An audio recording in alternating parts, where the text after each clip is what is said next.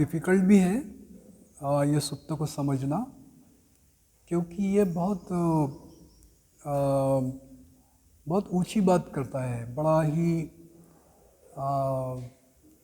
सामान्य जो जीवन है, वो सामान्य जीवन से कहीं तो भी असामान्य जीवन, या यूँ समझो कि जो सुन रहे होते हैं उनको भी ये सुत्त का जो सुनते सुनते हो, पठन करते करते हो, एक लाभ होता है।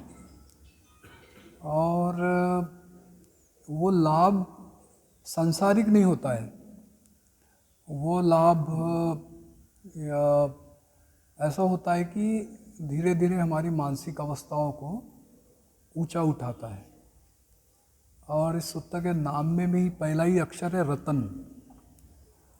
तो रतन यानी ऐसा जो हमारे बोलचाल की भाषा में आता है, कोई तो ऐसी वस्तु या ऐसी खूबी, ऐसी क्वालिटी जो बहुत कीमती है, जो बहुत ज़्यादा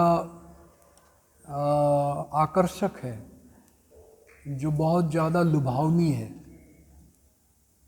और बड़ा ही मुश्किल है ऐसे किसी चीज़ को अभी फ़िलहाल समझना। तो एक छोटा सा शब्द है जिसको हम बोलते हैं परिपक्वता, मैच्योरिटी। तो बड़ा मुश्किल है, मतलब मैच्योर मतलब क्या, परिपक्वता मतलब क्या, किसको हम बोलेंगे परिपक्व व्यक्ति, किसको बोलेंगे हम परिपक्व इंसान। तो हमारी नज़र में ऐसे ही परिपक्वता को, जब ये शब्दों को ही जब उच्चारते हैं तो पता चलता, अरे बड़ा अच्छा आम है ये पका है। अभी आम का सीज़न है तो मैं आम का एग्जाम्पल दे रहा हूँ। ये पका है, ये कच्चा नहीं है, ये स्वाद देने वाला है, इसका रंग भी बहुत लुभावना है, इसका स्वाद, इसकी महक, इसकी कीमत भी ज़्यादा है। जो परिपक्व होता है वो सब कुछ देता है, कोई भी उसमें कमी नहीं होती है। और हमारी सारी ज़िंदगी हम लोग परिपक्व बनने के लिए दे रहे हैं। और परिपक्व या मैच्योर होने के लिए बहुत बार हम ऐसे आदमी को खोजते हैं, ऐसे लोगों को खोजते हैं, ऐसे मौसम को खोजते हैं, ऐसे वातावरण को खोजते हैं जहाँ हम परिपक्व हो सके या परिपक्वता का अनुभव ले सके। बड़ा मुश्किल होता है ऐसा ढूंढना। और ये परिपक्व फल अगर देखते हम तो ये लज्जतदार तो होते, आकर्षक तो होते, पर इसका इस्तेमाल सही समय पे नहीं किए तो धीरे धीरे ये हमारे उपयोग में आने लायक भी नहीं रहते। अगर उसका इस्तेमाल हुआ तो उसका लाभ होता, बड़ा गुणी बनते हम। यानी बहुत सारे फायदे बताते हैं ना, बड़ा ये फल खाएंगे आप तो ये फल का ये फ़ायदा होगा, ये फल आप इस समय खाएंगे तो उसका लाभ ये होगा। तो ऐसे ही रतन सुत्त यानी एक परिपक्वता की तरफ ले जाता है। एक धीरे धीरे एक एक गाथा उस परिपक्वता का हमें एहसास कराता कि कितना मेहनत करना पड़ता है किसी इंसान को अगर अपने आप में मैच्योर होना हो, तो अपने आप में गंभीर होना हो, तो अपने आप में बदल करना हो। तो ये इस तरीके की परिपक्वता दर्शाने वाला, परिपक्वता का उदाहरण पेश करने वाला, परिपक्वता का एक खिंचाव कराने वाला ये सुत्त है। और कई मतलब इसमें कई ऐसी चीज़ें हैं जो समझाना थोड़ा सामान्य आदमी के लिए मुश्किल भी है, कठिन भी है। कुछ कुछ शब्द बड़े अजीब है इसमें के, क्योंकि पाली के हैं और उसका अनुवाद भी बड़ा क्या कहते हैं उसको, सामान्य अंदाज में किया गया है, जिसके वजह से वो उसके गहरे अर्थ में लोगों को उसका अर्थ समझने में थोड़ा मुश्किल होता है। तो उम्मीद है तुम लोगों ने मतलब इसको सुना होगा आज तक और समझा भी होगा और फ़ायदा भी हुआ होगा। उसी तरीके से आज मैं इसकी जो 8वीं गाथा है, क्योंकि हमारे काउंसिल में शायद ऐसा ही तय हुआ कि एक एक गाथा को एक एक ब्रह्मचारिणी उसका अर्थ अपने जीवन से लगाकर वो बताए। तो ये जो गाथा है पाली में, ये अर्य सच्चानी विभावयंती, यानी बड़ा रोचक मतलब शब्द है ना, समझ में आता नहीं हमको जल्दी। ये अर्य सच्चानी यानी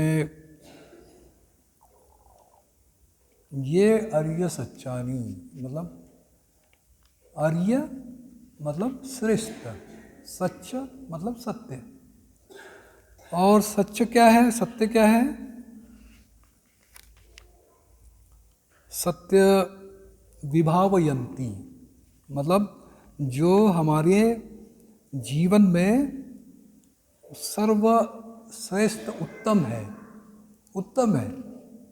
और यानी बड़ा देखो मतलब ऐसा होता है ना, गुड बेटर बेस्ट, तो यहाँ वैसा ही हो रहा। यहाँ अर्य और फिर अर्य के ऊपर भी, यानी उसके ऊपर क्या होगा पता नहीं, और सच्च भी है और थोड़ा उसका और उसका गंभीर बताएगा ना, क्या गंभीर। ये अर्य सच्चानी विभावयंती गंभीर पय्येन, गंभीर पय्येन। पहले ही हमको प्रज्ञा समझ में आती नहीं है ना, हमको प्रज्ञा ही यह समझ में आता नहीं। ज्ञान है कि विज्ञान है, प्रज्ञा ये ज्ञान है कि विज्ञान है, वही समझ में आता नहीं है कई बार। यार ज्ञान बोले कि विज्ञान बोले, है ना। हम घर में बात करते करते इतना कॉमन सेंस नहीं तुमको, यानी कॉमन सेंस मतलब क्या है, इतना सामान्य ज्ञान नहीं है तुमको कोई विज्ञान से कोई सरोकार नहीं है। और यहाँ बात करें कि गंभीर पय्येन, गंभीर यानी प्रज्ञा भी हो तो गंभीर प्रज्ञा, यानी ऊंचाई का भी एक उच्चांक मतलब सुपरलेटिव डिग्री में चीज़ों को एक्सप्रेस किया गया इस गाथा में। और अनुवाद भी बड़ा, यानी जिसको क्या कहेंगे, उसको कभी कभी हमको संभ्रमित करने वाला होता है। किंचापीते होंती भूसप्प मत्ता, यानी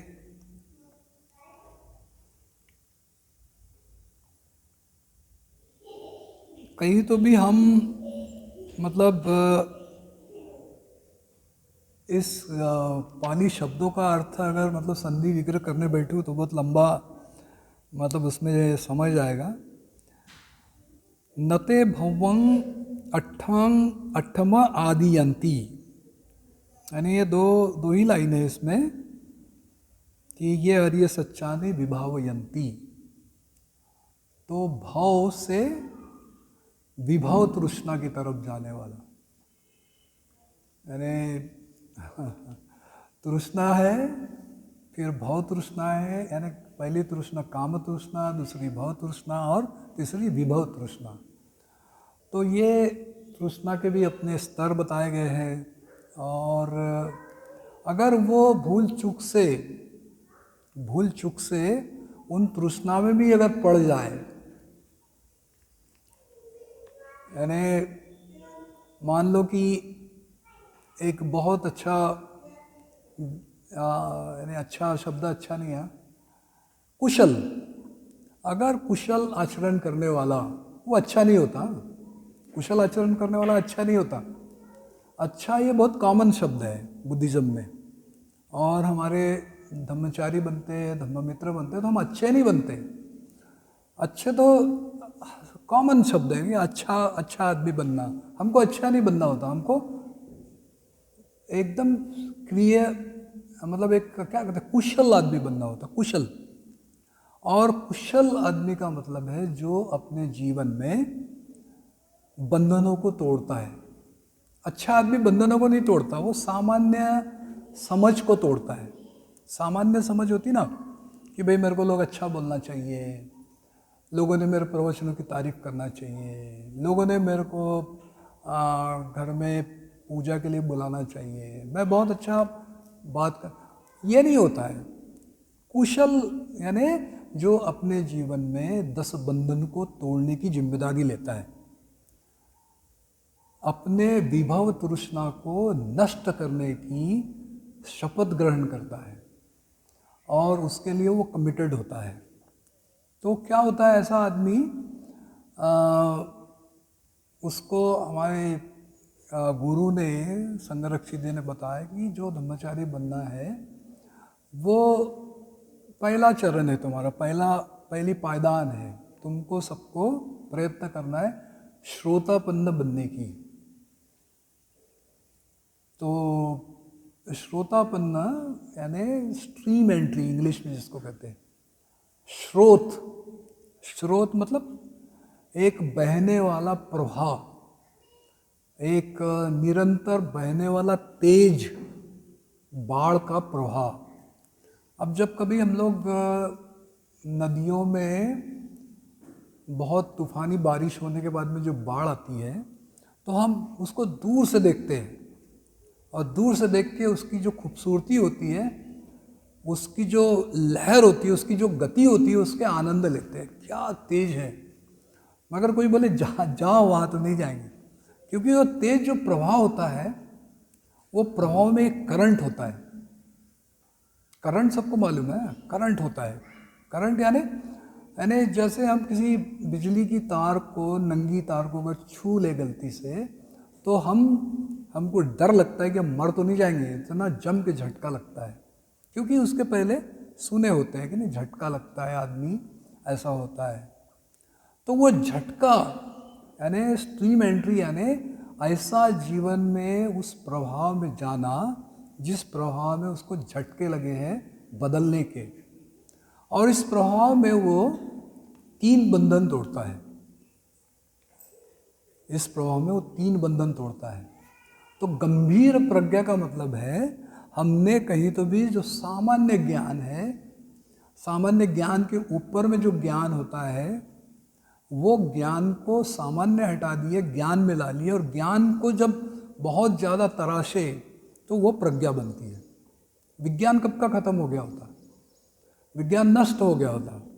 विज्ञान के लिए कोई ना कोई सबूत चाहिए होता, ज्ञान के लिए कोई ज़रूरत नहीं होता, और प्रज्ञा के लिए तो कुछ भी नहीं, उसका जीवन एक प्रभावित हो जाता। तो वो सत्काय दिट्ठी ऐसे बंधन को तोड़ता है। सत्काय दिट्ठी का मतलब है जो पक्का देखने के नज़रिया है, पक्का देखने का नज़रिया, हर चीज़ में पक्का देखने का नज़रिया। आज मेरे पास में टाइम नहीं है उसको आप लोगों को एक्सप्लेन करने के लिए, तो आप थोड़ा ऊपरी ही मतलब चीज़ें समझने की कोशिश करो। हो सकता अगले सप्ताह कोई मेरा ब्रह्मचारी भाई बहन है वो एक्सप्लेन करेगा। तो ये जो स्रोत को जब छू लेता है, स्रोत में चले जाता है, स्रोत का हिस्सा बनता है, तो वो स्रोत में अपना जो पक्का नज़रिया है वो तोड़ देता है, टूट जाता है। जो भी पक्का है, जो भी ऐसा सॉलिड है, क्योंकि प्रवाह किसी की परवाह नहीं करता। आपने देखते हैं गांव के गांव ढह जाते हैं, बड़े से बड़े पर्वत ढह जाते हैं। केरला में आपने पिछले साल सुना होगा, एक पर्वत ढह गया और पूरे गांव को चौपट कर दिया, तो गांव में कोई नहीं बचा। कारें दब गई, मोटरें दब गई, घर दब गए, चूराचार हो गए, क्योंकि वो जो स्ट्रीम होता है, वो जो स्रोत होता है, वो हमारी धरोहर को चौपट कर देता है।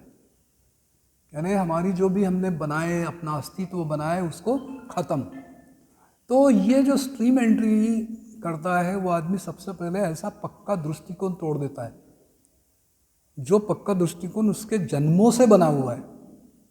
जन्मों से बना हुआ है। यानी मैं अभी 63 ईयर्स का हुआ, तो मैं बनने के लिए हर रोज़ बनाता रहा ना, हर रोज़ बनता रहा मैं। हर रोज़ कहीं ना कहीं इनसे कुछ सुना, इनसे कुछ सुना, इनसे कुछ ज्ञान लिया, उस किताब से पढ़ा, उस आदमी के संपर्क में रहा, वो गाना पढ़ लिया, वो भजन पढ़ लिया, वो गाथा पढ़ लिया। तो पढ़ पढ़ के मैं क्या हो गया, एकदम अपने आप को ऐसा सॉलिड कवच बना दिया और अपने आप को साबित करने लगा कि मैं तो ये हूँ। तो स्ट्रीम एंट्री में यही खत्म हो जाता, ऐसा बह के निकल जाता, उसका अस्तित्व ही नहीं बचता। तो सत्य काय मतलब जो पक्का है वो ही दृष्टि खत्म हो जाती, दृष्टि खत्म होना। तो दृष्टि ये जो शब्द है, ये एक ऐसा शब्द है जो तथागत बुद्ध ने अपने सम्यक दृष्टि यानी आर्याष्टांगिक मार्ग की जो दुनिया में दी हुई मूलभूत शिक्षा है उसमें दृष्टि पहले बताई। यानी लोगों को देखना सीखने को बोलते हो, पहले देखो। हमारा समस्या है ये शब्दों को समझे ही नहीं हमने। हम देखते हैं मगर दूसरों को देखते हैं। बुद्ध बोलते अपने को देखो, स्वयं को देखो। और जब स्वयं को देखते हैं, झांकते अपने अंदर, तो ऐसा भयानक रूप अपने आप में दिखता है। अगर जो देखता है उसको, वो 2 मिनट के बाद में भी अपनी आँख को ज़्यादा देर तक बंद नहीं रखता। उसको लगता मेरे जैसा खराब आदमी नहीं है, इसलिए वो हड़बड़ा के ध्यान साधने से उठता है, हड़बड़ा के ध्यान साधने में अस्थिर होता है, हड़बड़ा के ध्यान साधना में बड़बड़ाता है। क्योंकि उसके नज़र में जब स्वयं को देखता है वो, तो उसको लगता है यार ये मैं ऐसा नहीं रहना चाहिए। तो सम्यक दृष्टि में ये प्रज्ञा विकसित होती है। और वो कहते हैं कि भाई ऐसी ही की दृष्टि, गलत धारणा है तुमने अपने लिए बना रखी है, उसको पहले तोड़ो। तो इसको कहते हैं सत्काय दिट्ठी। दूसरा बंधन होता है विचिकित्सा, यानी शंकाय कुशंकाय। कुशंकाय, खासकर कुशंकाय। कुशंकाय एक ऐसा रोग है जो ना मैं जीता हूँ ना औरों को जीने देता हूँ। मैं जब किसी से बात करता हूँ तो मैं नहीं रहता हूँ, मैं दूसरों को भी रहने नहीं देता हूँ। क्योंकि कुशंका में वो एक तरीके से पूरा अंधा होता है, स्वार्थी होता है, स्वार्थी होता है। और वो स्वार्थ उसका स्वयं में ही 2 हिस्सों में बांटता है, 2 हिस्सों में अपने आप को बांटता है। और वो बांट के खुद ही निर्णय लेता, मैं सही हूँ वो गलत है, वो सही है मैं गलत हूँ, बस इसी में झूलता है। और उसके बाद एक बात को देखकर वो पूरी कहानी रचता है। छोटी सी बात देखता पूरी कहानी रचता है, पूरी उसके जीवन का जो भूतकाल है वो पूरा याद करता है। और वो आदमी कितना बुरा है, वो आदमी कितना नकारा है, वो साबित करने के लिए वो डेविल एडवोकेट रहता है। यानी बहुत ही बुरा ऐसा वकील रहता है अपने आप में। और हर बात का वो जज भी लेता है, जजमेंट करता है, this is bad, that man is bad, hopeless man, बेकार आदमी। तो उसकी जुबान भी खराब होती है, वो कभी अच्छी बात करता ही नहीं। यानी जो विचिकित्सा में जीवन जीता है वो अच्छी बात कर ही नहीं सकता, क्योंकि वो बंधन है, वो हिंड्रेंसेस है। 10 बंधन जो बुद्धत्व प्राप्त करने के लिए होते हैं, उसमें का ये दूसरा बंधन बहुत ही बुरा बंधन है। वो चेहरे पे ऐसा दिखाता है कि मानो वो एक बहुत बड़ा जानकार है, मगर डरा हुआ है, खोखला है। उसकी नज़र इर्द गिर्द देखते रहती है कि वो आदमी गलती क्या करता है, वो कौन गलती कर रहा है, कैसा गलती कर रहा है। छिद्रानिवेशी मानसिक अवस्था होती है, कभी अच्छा नहीं देख पाता, कभी पुण्यानुमोदन का भाव नहीं आता। ये सामान्य नहीं है, ये जो बातें बता रहा हूँ ये सामान्य नहीं है। सामान्य में बहुत हम लोग एक दूसरे का पुण्यानुमोदन करते हैं, बहुत सॉरी, माफ़ी और तारीफ बोलते हैं। कुछ लोग उसी में पड़े हुए अभी भी, अरे मेरे को थैंक यू नहीं बोला, अरे मेरे को उसने तारीफ नहीं किया। तो बहुत नीचे लेवल की यानी जो रिजॉइस इन मेरिट है उसमें ही चिपके हुए हैं, मगर वो नहीं बोल रहे। यहाँ ये बंधन हमारे लाइफ को, हमारे जीवन को बर्बाद करता है। और जो श्रोतापन्न बनता है वो इस बंधन को ऐसे उड़ा देता है अपने जीवन से, मानो वो था ही नहीं। वो फ्लो में, वो करंट में ये बंधन को पूरी तरह से नेस्तनाबूद करता है। अब विचिकित्सा चले जाए या सत्य दिट्ठी चले जाए तो क्या होगा? क्या हो जाएगा? अगर आदमी के जीवन में गलत फहमियाँ निकल गई तो क्या होगा? अच्छी बातें आएगी। विचिकित्सा निकल जाए तो वो दोस्ती करेगा, मैत्री करेगा, भरोसा करेगा। शंका करने वाला आदमी भरोसा नहीं करेगा, अपने आप पे भी भरोसा नहीं, दूसरे पे भी भरोसा नहीं। उसको सब पूछो, उसको तो सब लोग बेकार है बोलते हैं, दुनिया खराब है, मैं ही अच्छा हूँ। तो फिर उसके बाद में तीसरा बंधन टूटता है। वो गंभीर प्रज्ञा का फायदा देखो, वो तीसरा बंधन टूटता है। तीसरे बंधन में क्या होता है? शीलवर्त परामर्श। शीलवर्त परामर्श को बहुत भिन्न भिन्न तरीके से बताया जा सकता है, मगर ये हम इसको अपने आप के जीवन में लगा के देखें तो ये एक अंधा जीवन है। अंधा जीवन, ये रिपीटेटिव लाइफ है। रिपीटेटिव यानी पुनः पुनः पुनः पुनः वही करने वाला। पुनः पुनः करना बुरी बात नहीं है, पुनः पुनः करना बुरी बात है। Reactive reactive reactive make you creative. Reactive reactive reactive make you creative, ये अप्रोच है। मगर रिएक्टिव रिएक्टिव और फिर रिएक्टिव करते हैं तो फिर हमारा जीवन बर्बाद होता।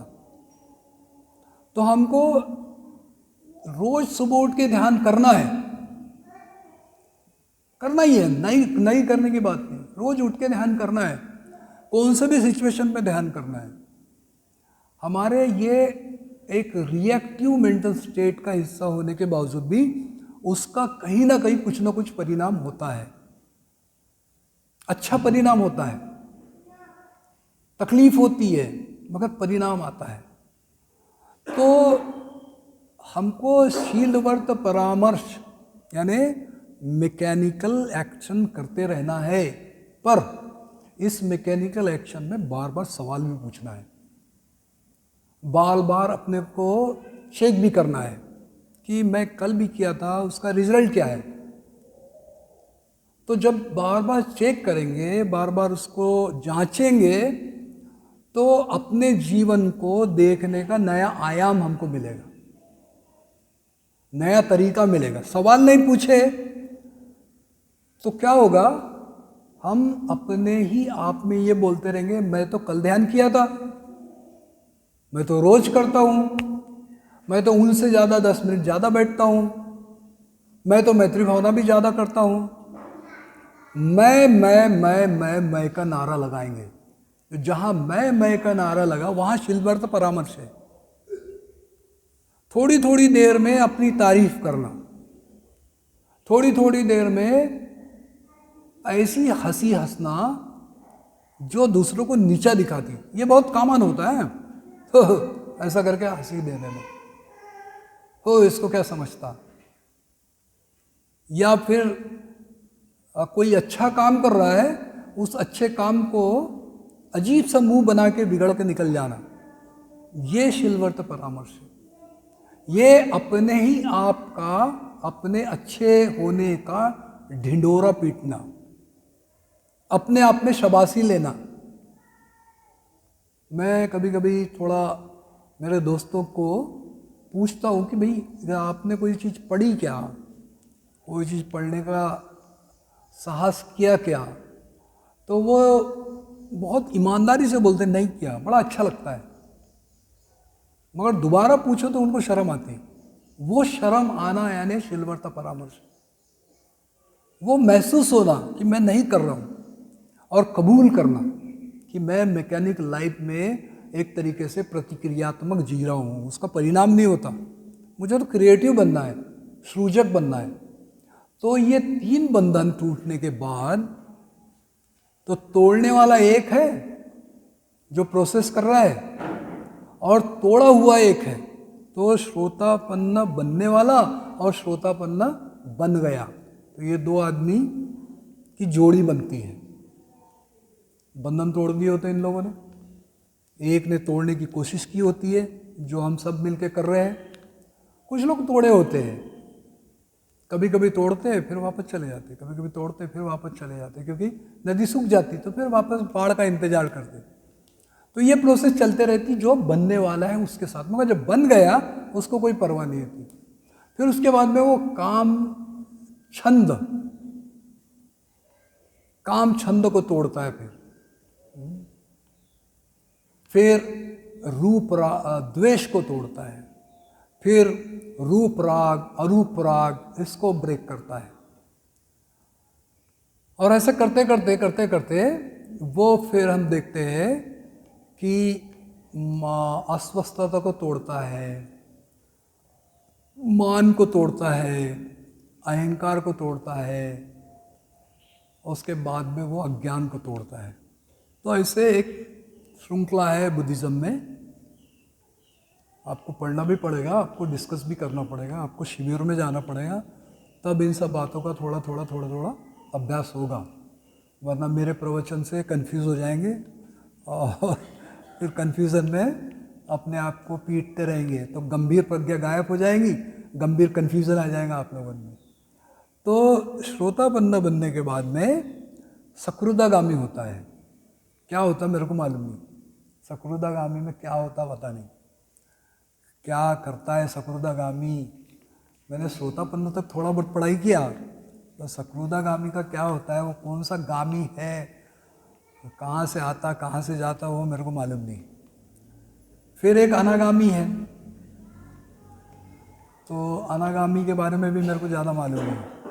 कुछ मेरे दोस्त लोग अनागामी तक पहुँचे होंगे, वो बताएंगे अगले हफ्ते। और फिर जो हम जिसकी पूजा करते आ रहे हैं आज तक, वो है तथागत बुद्ध, जिसको कभी कभी अरहंत बोलते हैं हम लोग, अरहत बोलते हैं। तो ऐसा कहते हैं कि जब श्रोतापन्न बन जाता है तो सकृदागामी बनता है, मतलब दो बंधन और तोड़ देता है, 2-3 बंधन और तोड़ देता है। तोड़ने की प्रक्रिया में एक और रहता है उसके साथ में, जो मार्गस्थ रहता है। सकृदागामी और सकृदागामी मार्गस्थ, ये दो लोगों की जोड़ी होती है, हरदम 2 लोगों की जोड़ी बताया जाता है बुद्धिज्म में। और ये फिर प्रयत्न करता है चौथा 5वां बंधन तोड़ने का, और फिर वो दूसरा सकृदागामी तोड़ ही डालता है, एकदम रखता ही नहीं, बिल्कुल झंझट से बाहर हो जाता है। फिर उसके बाद में अनागामी, तो अनागामी फिर वो ये समझो कि लगभग 3 बंधन और तोड़ देता है, क्योंकि ताकत आ गई रहती ना, मतलब इनकी शक्ति बढ़ गई रहती, इनकी प्रज्ञा बढ़ गई होती, इनकी समझ बढ़ गई होती, इनके जीवन में वो बात प्राप्त हो जाती कि चीज़ों को वो देख सकते हैं। चीज़ों को, एक होता ना वो कांच होता, कौन सा कांच बोलते हैं उसको, माइक्रोस्कोपिक कांच होता है, उस कांच में से जब देखते हैं तो चीज़ें बहुत ज़्यादा क्लियर दिखती, बहुत क्लियर दिखती, और दिखता कि ये मेरे काम का नहीं, इसको बाजू करो। तो ये जो अनागामी स्तर तक सभी बंधनों को ऐसा देख लेता और उसके बाद में बोलता ये हटाओ, ये अपने काम के नहीं है, ये मेरे काम के है ही नहीं। और फिर जो आखिरी वाला बंधन होता है अज्ञान का, ये थोड़ा बहुत मुश्किल होता है, तो इनसे टूटता नहीं। उसके बावजूद भी ये गाथा क्या बोल रही है, ये गाथा यानी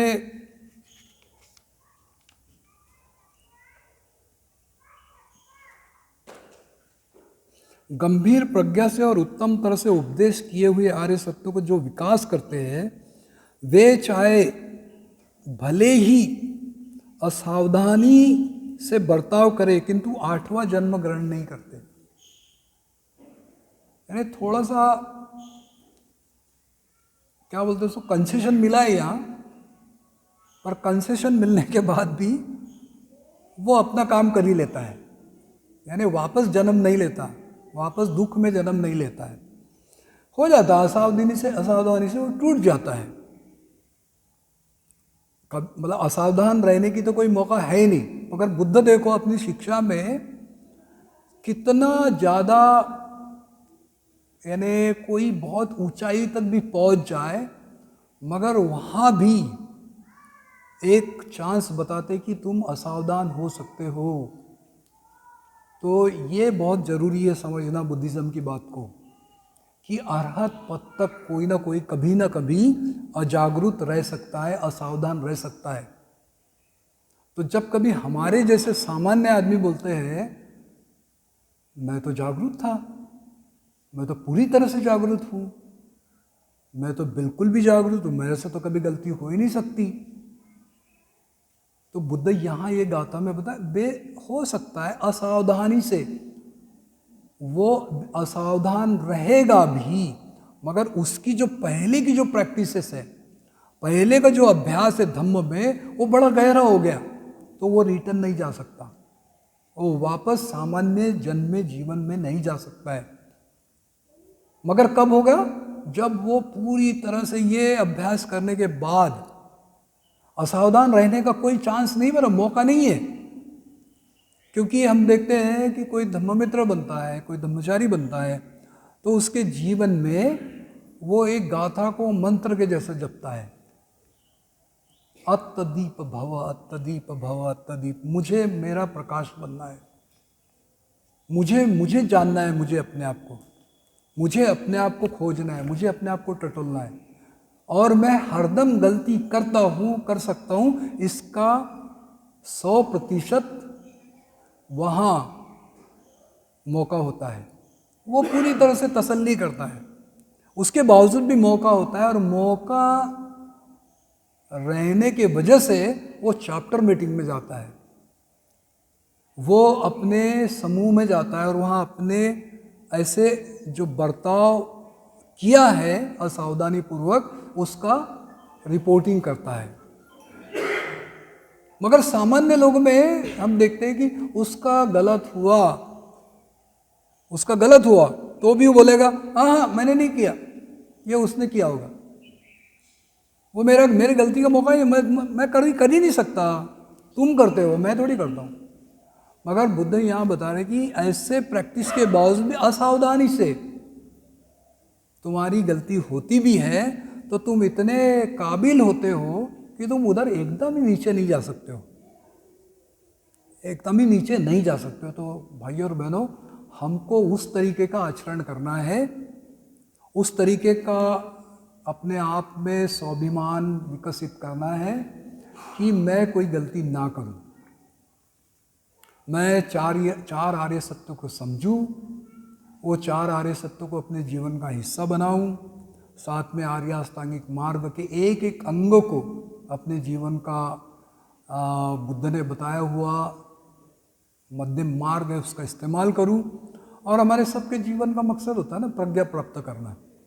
तो यहाँ गंभीर प्रज्ञा की बात कर रहे हैं, तो हम थोड़ा सा और अपने आप को विस्तृत करें, और गंभीर प्रज्ञा अपने में कैसे विकसित होगी, किस तरीके से मैं उसमें कार्य कर सकता हूँ, उसको हम मिलकर, क्योंकि अकेले तो कर नहीं सकते, तो मिलकर संघ के माध्यम से हम करने का प्रयत्न करेंगे।